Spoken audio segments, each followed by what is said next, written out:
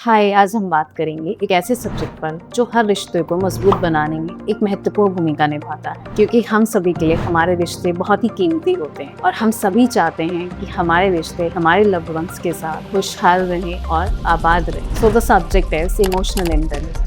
Emotional intelligence हमारे रिश्तों में एक ऐसे टूल की तरह काम करता है जो कि हमें हमारे इमोशंस को और दूसरों के इमोशंस को समझने में और उनको मैच्योर वे में हैंडल करने की सलाहियत देता है। सो तो इस टूल और टेक्निक को जो हमारे रिश्तों में इतना बड़ा रोल प्ले करता है, इसको हम कई तरीके से एक्सप्लोर कर सकते हैं और समझ सकते हैं। सो कुछ पैरामीटर्स हैं जिनके जरिए हम इस इमोशनल इंटेलिजेंस को समझ सकते हैं, डेवलप कर सकते हैं। सबसे पहली की जो इमोशनल इंटेलिजेंस की तरफ लेकर जाती है वो है सेल्फ अवेयरनेस। या आप इसको ऐसे समझिए कि इमोशनल इंटेलिजेंस को समझने के लिए या अप्लाई करने के लिए हमारे रिलेशनशिप में जो हमें फर्स्ट स्टेप लेना है दैट इज सेल्फ अवेयरनेस। यानी कि आपको ये पता हो कि आप क्या फील कर रहे हैं और क्यों फील कर रहे हैं। तो जब आप अपनी फीलिंग्स को बहुत क्लियरली अंडरस्टैंड करने लगते हैं through this step of self awareness, आप अपनी इमोशंस को दूसरों पर नहीं थोपते। फॉर एग्जाम्पल, जैसे अगर हम नहीं समझ पाते कि हम क्यों चिड़चिड़े हो रहे हैं या हमारा मूड क्यों खराब है, तो हम बहुत आसानी से दूसरों को इसका जिम्मेदार बनाकर झगड़ने लगते हैं, अपसेट होने लगते हैं। तो अगर आप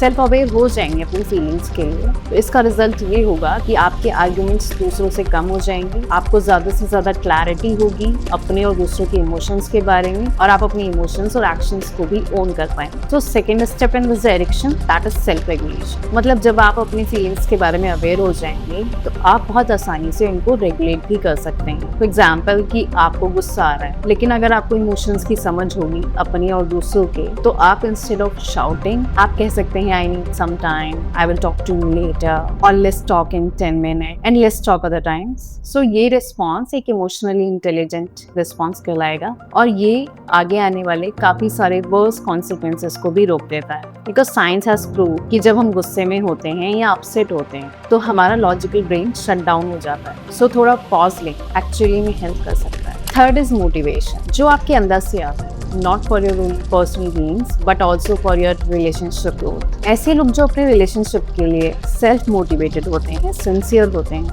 वो लोग कंटिन्यूस एफर्ट में लीड करते हैं, और वो एफर्ट सब तरह के emotional, mental and practical, and this makes them stable and committed partners towards each other. Fourth is empathy. हमें बस सुनना नहीं होता है, हमें महसूस करना होता है, महसूस करने की कोशिश करनी होती है। अक्सर हम क्या करते हैं कि हमारे पार्टनर्स या हमारे लव्ड वंस हमसे कुछ कहते हैं कि जस्ट लिसन, इसको एक्चुअली में फील करने के एफर्ट्स हम नहीं ले पाए। So empathy is the soul of emotional intelligence. तो अगर आप एम्पैथेटिक हैं टुवर्ड्स योर पार्टनर्स और in your relationships towards each other, then you will show your availability in their low times instead of complaining about their moods and their behavior. And last not least, social and communication skills.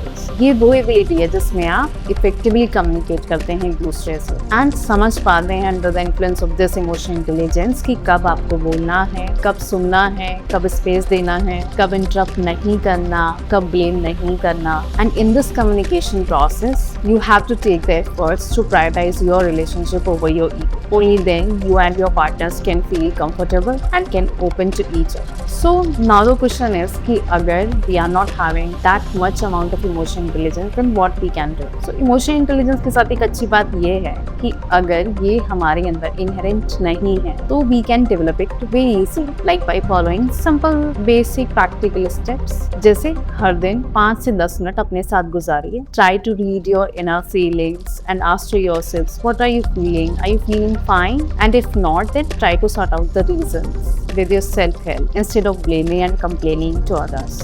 Second thing you can do, अगर आपका किसी से झगड़ा हो तो आप उस झगड़े के बाद थोड़ा सा टाइम देकर ये सोच सकते हैं that was a enough reason to fight, और सिर्फ हमारा मूड खराब था या हम थोड़ा अपसेट थे तो हमने छोटी सी बात का बड़ा बना दिया and we are dragging without any big reason, because dragging itself is a big problem in our relationships. So हो सके तो note down your faults, other faults, then you can easily sort out the main reasons of your conflicts with your loved ones. And most important thing you can do for gaining emotional intelligence in your relationships, please don't assume about anything. Prefer to ask whenever you get the chance to ask your partners. जैसे कि अगर आपका कोई friend या partner upset हो तो instead of assuming कि उसे आपकी कोई बात बुरी लग गई है या आपने कुछ कह दिया है, अनजाने में आपसे कुछ हो गया है, जस्ट ट्राई कर courage to ask them what are they feeling, are they feeling fine, if not, or don't want to talk at this time, so ask them for another time that you can help them or you can talk or you can be available for them when they need it. So रिश्ते सिर्फ और सिर्फ प्यार से नहीं, even एक दूसरे को समझना भी इतना ही ज़रूरी है जितना एक दूसरे को प्यार करना। तो अगर आप चाहते हैं कि आपके रिश्तों में कम मिसअंडरस्टैंडिंग हो, ज़्यादा इमोशनल सेफ्टी हो और स्ट्रॉन्ग कनेक्शन हो, तो अपनी इमोशनल इंटेलिजेंस पर काम करना स्टार्ट करें। फिर मिलते हैं, तब तक आप अपनी समझ के साथ इमोशनली अवेयर बने। Thanks for watching.